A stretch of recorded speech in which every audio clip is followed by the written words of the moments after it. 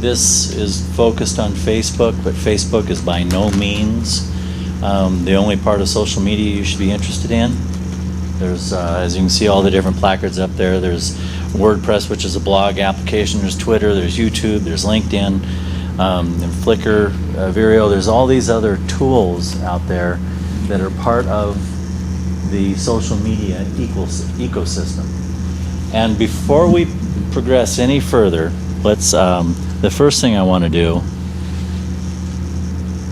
let's not call it social media. It's not media.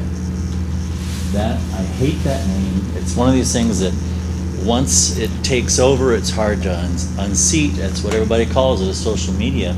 But media has always been push, push, push, push. Newspapers, push your message out to your intended customers. You go through the gatekeepers, which are the news media. You buy space and you push your message out to their audience, whatever it may be, hoping that their audience is at least partially your audience. TV's the same way, radio's the same way. All the media is push. And television's a perfect example. Wouldn't you love to be able to tell that company that their ad sucks? Don't show this to me anymore. I hate it. Well, you can't, because it's being pushed at you. That's media. So let's look at it as social networking. Now, all of a sudden, through the power of Facebook, Twitter, YouTube, it's like a giant cocktail party you've been invited to. You know some of the people, but you don't know all of them. So you go in and you work the room. It's networking. It's just what you did when you came in here. You sat down to maybe somebody you didn't know, you're talking to them. You begin to develop a personal relationship with them. You don't come in and just start giving your message, you know, hi, here's my card. You know what I do? I sell cars. You know, they'd be gone. So social media, social networking gives you the ability to interact. And so really, instead of looking at this as just a bunch of web apps, look at it like that. It's a bunch of people. It's personalities. It's people who are sharing their lives, sharing information, inviting, sharing. This is not just media where you're just advertising. This is the humanization of business. Before too long, brands will be just as real on a personal level to people as people are, if those brands are smart enough to communicate using the social networking, social media, on a personal level. And that gives us a tremendous amount of power. It gets you around the gatekeepers. And what I mean by gatekeepers is it's person to person, peer to peer, you to your customers. When you're interacting with a customer, perhaps you're responding to a tweet they put up or a Facebook post, or they've posted something on your wall, maybe it's even a complaint, and you talk back to them. As far as that customer feels, you're talking directly to them. It's not shouting, it's not standing on a rooftop shouting at people below. It's one-to-one. And this is a totally new experience for business to be able to do that. And it gives you an incredible amount of power. Used to be to have one-to-one relationship, it wasn't scalable because it's you talking to another person. There's only one you. And so it becomes very difficult. How many people can you talk to? Well, through this media, through scale that one-to-one interaction with your customers in a real powerful way. Understanding the how, what's the big deal anyway? I mean, what is this about? What other change in the business landscape can you think of, or in communication landscape can you think of, that not only is changing the way people do business, but the way people interact?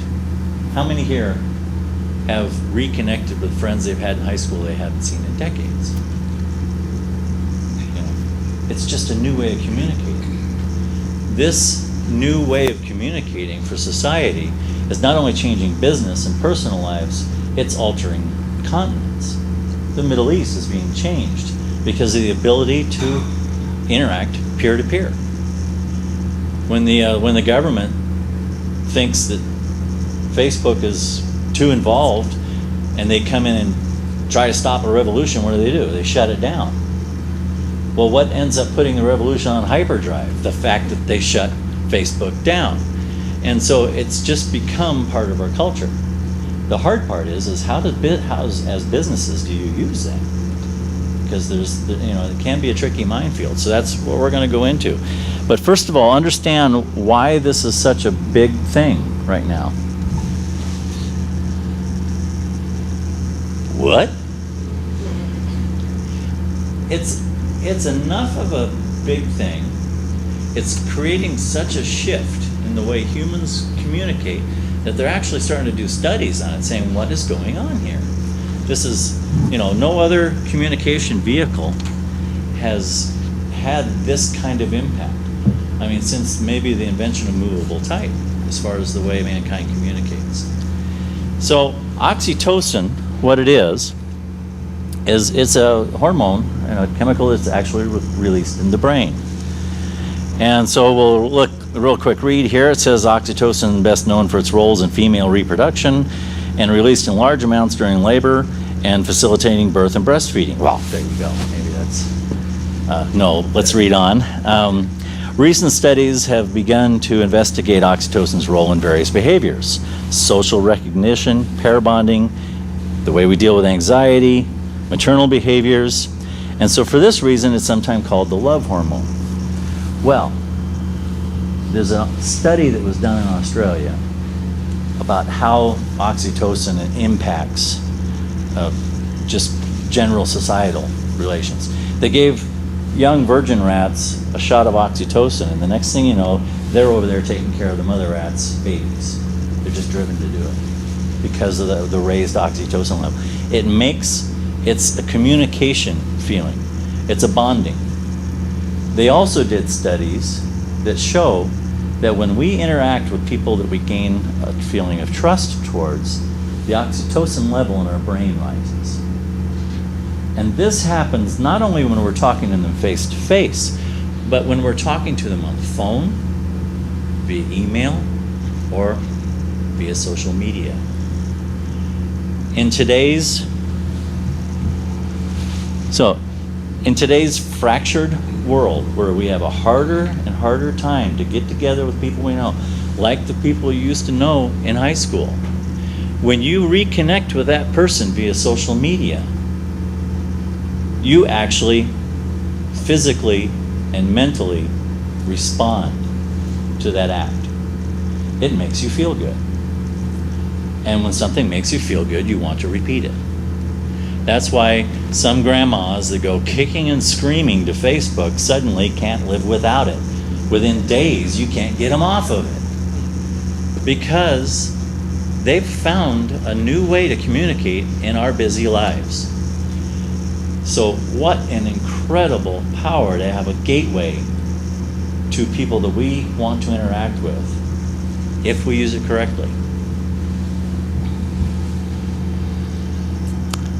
So the understanding how and why, social media makes us feel closer, makes us feel more connected. And that's part of our DNA. Since we used to bang on rocks to make things, we've always wanted to be a social animal. And this is a way in our busy lifestyles to do it. So the thing to walk away from this is social media is not a fad. It's not going anywhere. It's not going to spike and be gone like the dot-com boom.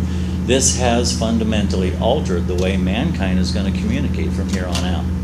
It'll change. Facebook may go away, Twitter may be gone.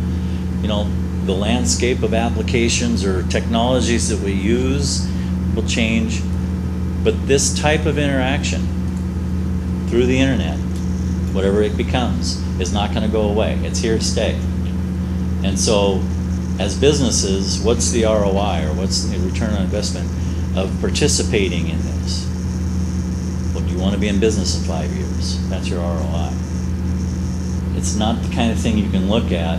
One of my groups I'm consulting with is an auto dealership, And it was really a hard switch for them mentally to not think of, if I do this, how many sales do I get from them? Because that's the way newspaper ads work. Not looking at everybody as an up, that walks on the lot. And so there are some mental changes that we're going to have to make, but it's definitely worthwhile. So, really looking at it as a way to communicate from a marketing standpoint. How can we leverage it to help build our businesses or our careers? A lot of people here, was talking to, what was your name again? Valerie. Her husband's a fishing guy, right? And so his business is what he does.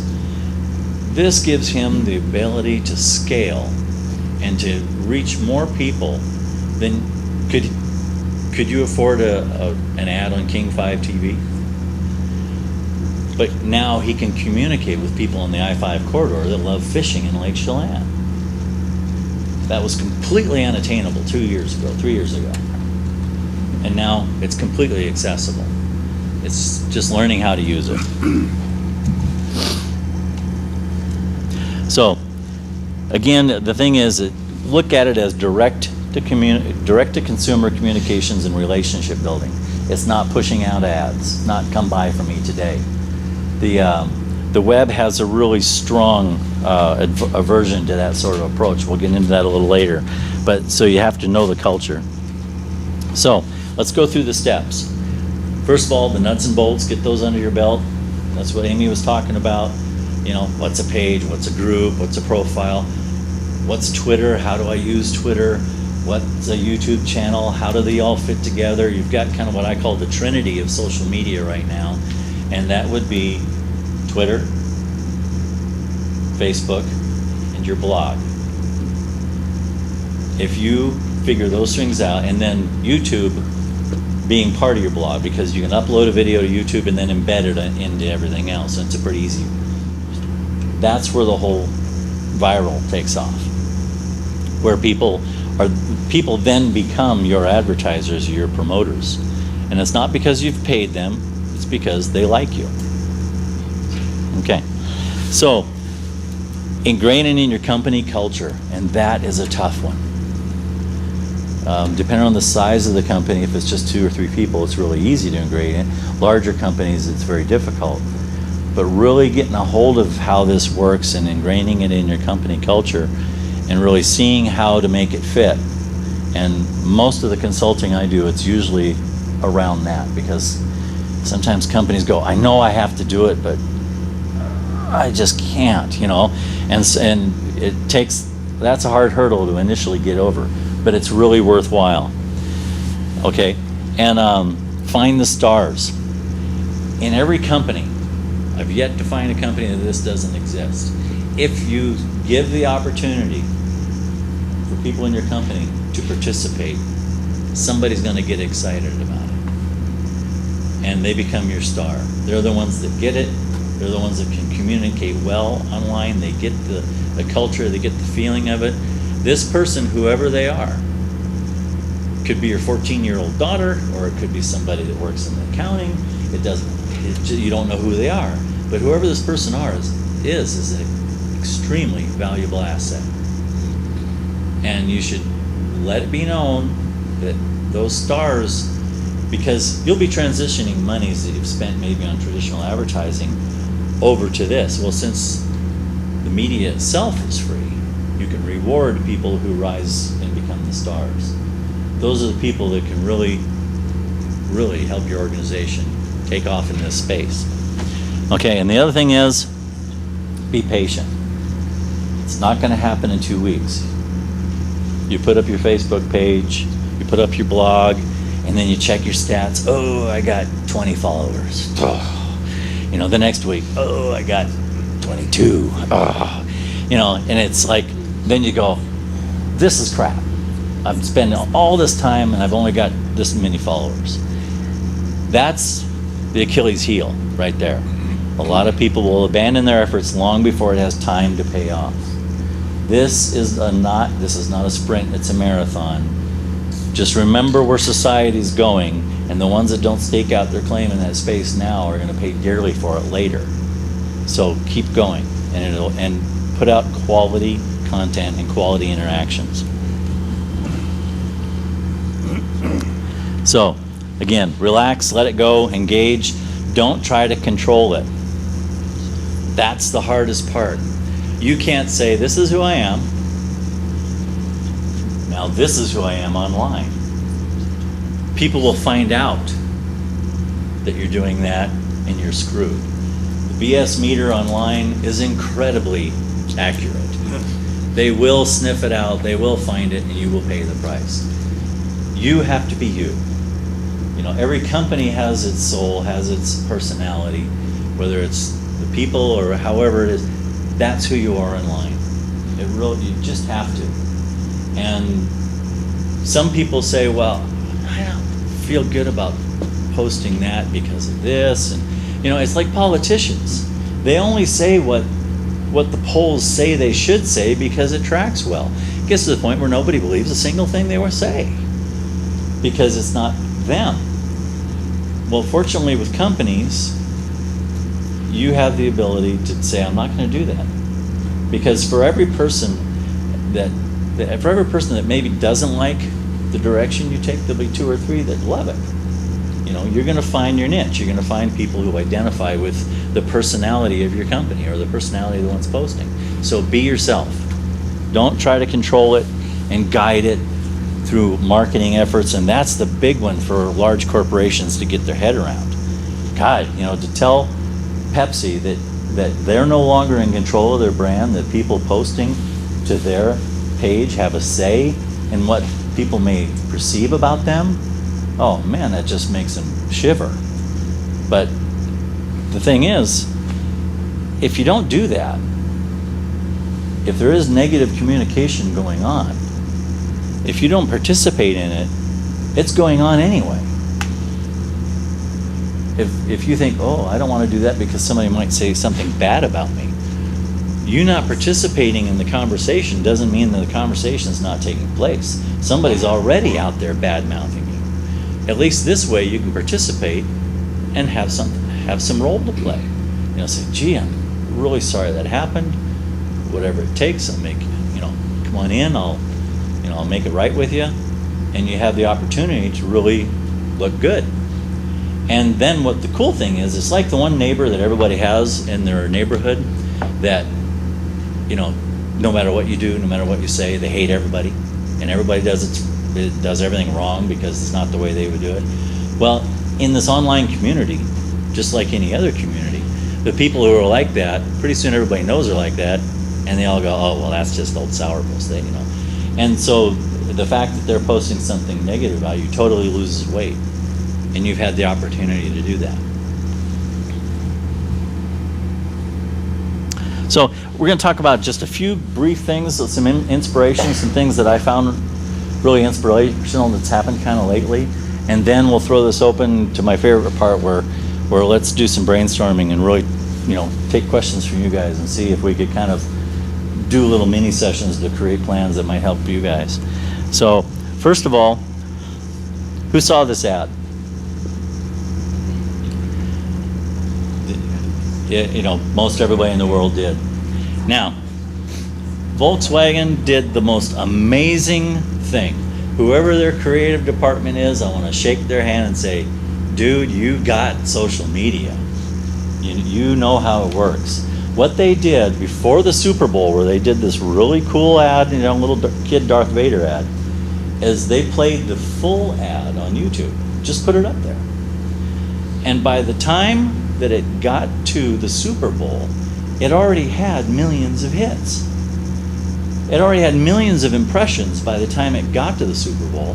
So when it got to the Super Bowl, they only had to pay for a 30-second ad because everybody had already seen the 60 seconds. So they spent way less than they would have, but when they saw the 30-second ad, the impression was the same as what they had in the... And then when people sitting around the rooms going, oh, that's so funny, and they say, you didn't see that on YouTube? Oh, no. So more people went and saw it on YouTube. So there was a huge spike after the Super Bowl of people going to see the full ad. So it had this incredible viral effect, on both ends of when the ad aired. So it's not to say traditional media is completely dead, but social media can also be a real tool to enhance the reach and not only just have a spike, like a sale in the newspaper, but to have that spike go up and then a long tail out the other end of influence. So there's a lot of different ways you can use it. So these guys got that one right.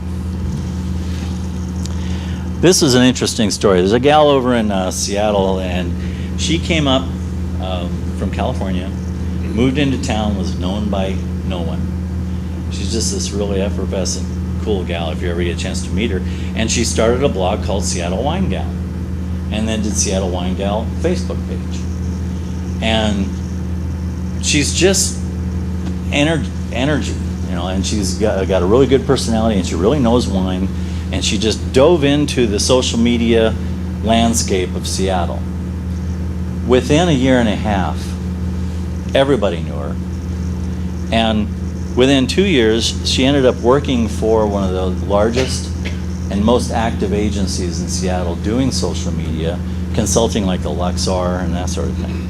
This is a situation where an individual really got social media, dove into it with both feet, and within 18 months, she did it basically, if you look at her own blog, the reason she started the blog was she was hoping somebody would notice her and she'd get a job. And it turned out to completely change the trajectory of her career. So she's just a great example of how really using the media, or using the communication system, even for an individual, is really good. And this is another one. Who knows about Gary Vaynerchuk? Okay, a couple of you. If you're into wine, you probably know Gary Vaynerchuk. Here's a good example of using everything at your disposal in social media and what can be done if you do that. He, Russian immigrant, son of a Russian immigrant, kind of inherited his dad's liquor business in New York. Liked the wine aspect of it because he used to do collectibles like baseball cards and everything like that when he was a kid, and he liked the collectible aspect of wine. Really started focusing on it, and by the time he took over his dad's business, it had steered quite a bit from just a liquor store to being a wine store. It started a company called Wine Library. Yep. Yeah, I'll be. Yep. And you can like me. Yeah. Thank you. Wait, keep it online. Well, you can go to riverwalk.com. There you go.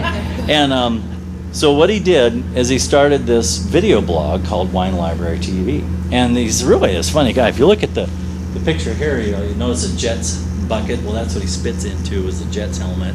And he's just kind of like obnoxious, and he's really effervescent out there. But to his credit, he really knows wine. He really does know wine and does a great job. But his motto was, he wants to humanize wine. He won't be happy until they're pouring wine, at a Jets tailgate party, instead of, being all sophisticated. In the space of 3 years, he took $1 million a year business in New Jersey to $60 million a year. Most of it being online with that video blog. And then he went to Facebook, he used Twitter extensively, and he just got social media. So next thing you know, he has a book deal. And there it is, 2 books, and I was just getting there. The one right there, you can see it, called Crush It. Every person in this room has an assignment. You have to buy that book and you have to read it. If you really want to know what this is all about, do it. And I will give you a guarantee that the people that in this room that get that book and read that book will far out-succeed the ones who don't. If you want to get what this whole phenomenon is about and how to use it, get that book. And if you get that book, Today and you're only. here, Yeah. and tell me you were here, there'll be a discount of 10%. When I There you was- go. Yeah. I like her already. You can just, Okay. The other one that he has is called the Thank You Economy. And it basically, Crush It is on an individual basis. It would be great for your husband, be great for your business because it's more individual. The thank you economy is more for how businesses and corporations should look at this whole thing. Here's a good example. His company, VaynerMedia, consults with the MGM down in Las Vegas. I love this story. I was with him this last Friday, and we were gabbing about this, and he was saying that now the MGM actually has a room full of people, and all they do is monitor Twitter and Facebook on what's going on in Vegas. And when something comes up that's of interest to them, they respond to it. Well, this one person had come into town, really wanted to see a show, couldn't get in to see the show, was totally bummed. So one of the gals in that room got a hold of the place where the show is, I forget where that was, and then retweeted back to this guy saying, "Get a hold of me, I got you a table." Now he was staying at the Luxor. The MGM did this for him. The next day, he tweeted in Facebook saying, "I just got all my stuff out of the Luxor, and I'm at the MGM now." And he turned out to be a high roller. But they did it without expecting any payback. And that's the thing about the thank you economy. You have a way to interact. What's it cost for customer acquisition? For a normal company, when you're sending out brochures, doing TV ads, doing newspaper ads, what does it actually cost you to acquire a new customer? Well, if you're a bookstore and you have a person that's come in and bought every book on German Shepherds that's ever been published, and you get a new author that has a new book for German Shepherds. Now they're already a regular customer. The inclination would be send them a thing saying, here's 10% off. That particular customer, send them the book. For the cost of that book, instead of running ads in the newspaper, you've generated a huge amount of word of mouth and loyalty for very little investment. And that's what the whole idea of the thank you economy is, really being able to look at unique ways to approach your customer base and really build relationships. Anyway, and he gets that. So get those books. Thank you economy and crush it. Okay, so with all that out there stirring around, my favorite part comes up, brainstorm time. I've done that a little bit already, but now is where you ask me questions and try to stump me. You know, how would you use this?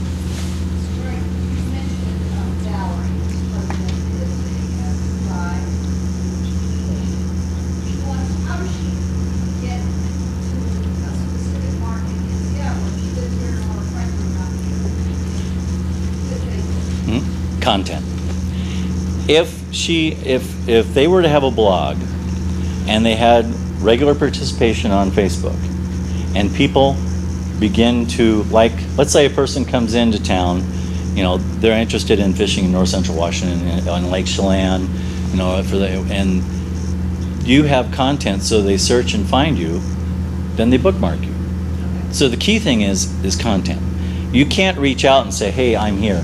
They have to find you organically, but it will happen.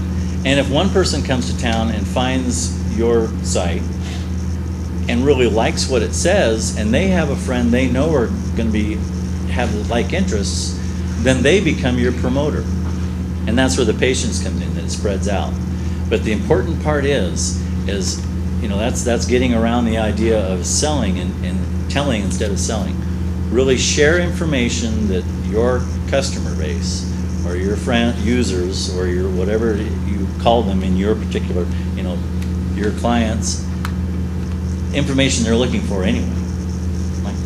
Yeah, one of the things that I think is really useful when you're trying to drive traffic is to create as personal of an experience as possible. So for instance, the fishing guide, you take the picture of the fish at the end of the day, right? You post it on your page, and you send that out to those folks that they're going to ask, they're going to take that page and that picture, and they're going to direct their friends to your Facebook page so that they can see the picture and see the experience that you had. And that's another way of generating traffic outside your general area of exposure.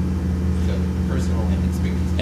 And you used one marketing term that comes from way back that we need to change. He said, drive traffic. It's draw traffic. You know, it's have the content there so that it's valuable and it will draw traffic. And, you know, again, we get away from the whole push and more pull. Yeah. We have a big salon week on our website. The last month Facebook Live. I know most people live on they don't click on that. That was on Facebook Live. If they're interested in coming back to us on Facebook. We also have this Twitter. Yeah, and you know that's the really the way to look at it is people on your you know your people that have already bought from you are there. That's good. The way to get them to like your page though is again sharing content that they're interested in. What product category are you? But what? Oh, okay. Okay, so if somebody buys a particular culinary item from you, and you notice that they've bought it, now here's where it takes a little time. Then you follow up, you post a tip on a blog, or a tip on your Facebook page pertaining to the stuff that they just bought, and invite them to go take a look at it. Yeah, so again, it's figuring out how can I interact with those people without just trying to sell them something. Well, in this case, you've already sold them some. But what can you do so that sale is no longer just based on convenience and price? There's two things that drive in the old economy, when everything was booming, there's two things that drove commerce, and that is, it was convenience and price. We would pay more if it was easy, because we're all lazy. Or B, we wanted it as cheap as we could possibly get it, and we would drive clear to Yakima to buy a car to save $100 just because we were being cheap. Now, with the economy that's changed the way it has, where people just aren't buy all the time, customer service and relationships is worth so much more. If you did that, if you reached out and saying, I just noticed that you bought this set of knives, and here's a really cool link to a course of how to use those knives to slice, you know, like tomatoes or things that are hard to slice. Share some knowledge you have about that category. Then not only have you cemented a relationship with that one customer, but if they are on Facebook and Twitter and they're using it, chances are really good they're going to share that, and then that takes a viral effect. We just don't go on to say they have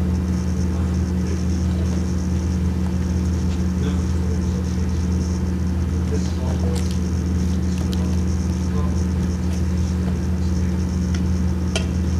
so we did it all.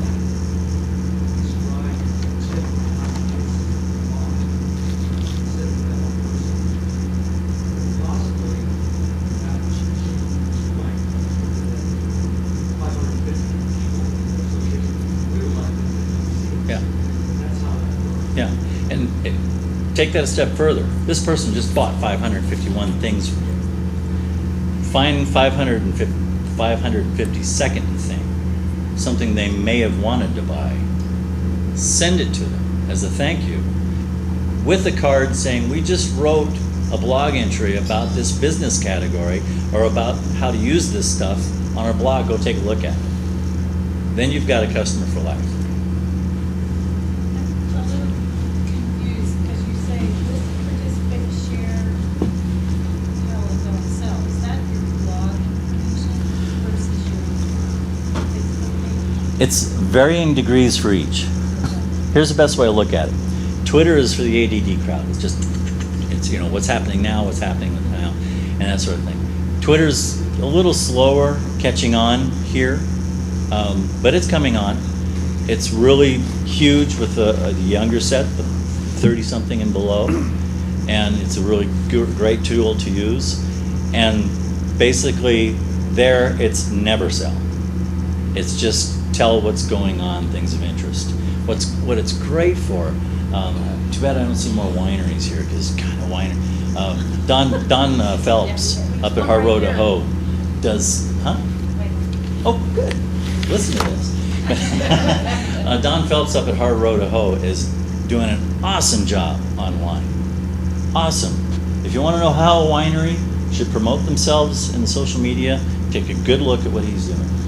But, so what you could do is, with Twitter, it's just out there. Facebook, it lives a little longer. You can use it to drive people to your blog a little more.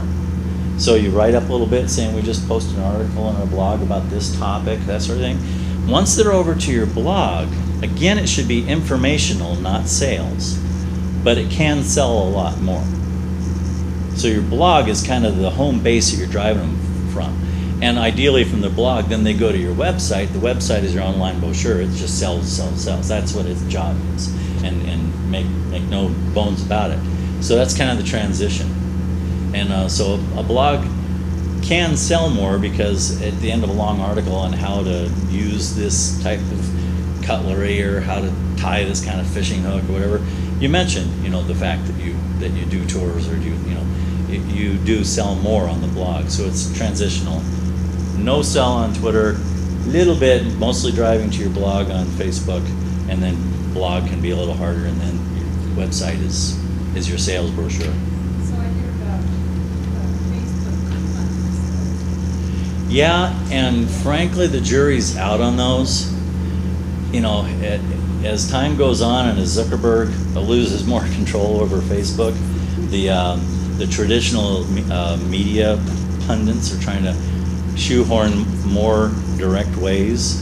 I would proceed with caution, because traditional marketing folks are having such a hard time figuring out how to do this. Okay, just about out of time. You have had your hand up. Going back to step one real quick on creating your Facebook page that we talked about. You recommend sending up a personal page or setting it up as a business page? What would you do first, or how? Yeah, depends on what your business is. If your business, it's just you're a guide service, or you're a painter, and it's your art, and if you went out and got hit by a bus, that's the end of it. Then because you are the brand at that point. If it's a business that you build up and you may want to sell to somebody else, then separate that as much as you possibly can. Is there a way, since it's a lot of redundant work, to put the information into Twitter, put it into Facebook, put it into something else? Yep. Is there a way to feed that? Hootsuite. Hootsuite? Either Hootsuite or You can also do a direct connection from Twitter to Facebook. From Twitter to What's the other one? Facebook, but TweetDeck, but it'll TweetDeck. just put out Twitter reads. Yes. Yes. And for people who aren't Twitter literate, on Facebook won't get it. What's good is with Hootsuite and TweetDeck, on both of those, they're basically dashboards for your social media. And let's say you're going to do a post, and you'll have your little icons of the accounts that you've logged that into. You can click which icons you want this post to go to. Okay. And both of those are great tools. Hootsuite has now kind of backed off some of the capability and said that you have to pay for this now. TweetDeck is still free, but they're both for an individual user great tools. TweetDeck or Hootsuite. DECK. Hmm? TweetDeck. Like deck of a ship. And then just finally, on my business page, I put a link to those books that we spoke about. So you can click on that and go to my webpage. Okay. Just thought I'd help you. Good to do. But you gotta like me. Ooh, okay. That's all right. Okay, I'll tell you what. It's your guys' show. I'll answer questions as long as you want to ask them. But if we have to cut it off, you just let me know. Okay, Mike? So. Okay. On the YouTube thing, so if you've got a personal and two businesses, and you're uploading things from YouTube, should you have separate YouTube accounts so that, say you've got personal things you're uploading here, personal things for this, personal things for that? Yeah. Do you make separate accounts for YouTube? Yes. Okay. And what I would do with YouTube is create, that's where the Gmail thing comes in really good. You create the Google account for each identity. Right. Then you sign up for the YouTube account from there, and then you create a YouTube channel for those separate entities. Yeah, that's the way it That's works. where I'm. Yeah. Okay. Steal that from you real quick. You will have